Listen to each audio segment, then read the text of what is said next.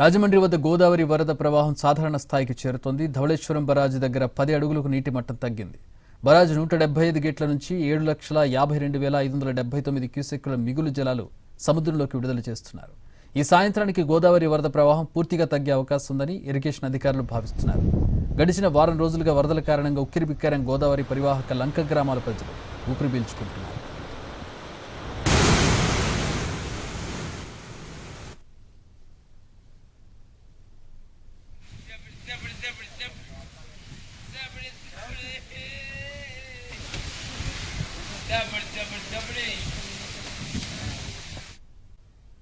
రాజమండ్రి వద్ద గోదావరి వరద ప్రవాహం సాధారణ స్థాయికి చేరుతోంది. ధవళేశ్వరం బరాజు దగ్గర 10 అడుగులకు నీటి మట్టం తగ్గింది.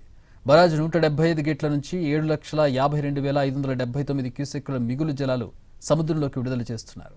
ఈ సాయంత్రానికి గోదావరి వరద ప్రవాహం పూర్తిగా తగ్గే అవకాశం ఉందని ఇరిగేషన్ అధికారులు భావిస్తున్నారు. గడిచిన వారం రోజులుగా వరదల కారణంగా ఉక్కిరిబిక్కిరైన గోదావరి పరివాహక లంక గ్రామాల ప్రజలు ఊపిరి పీల్చుకుంటున్నారు.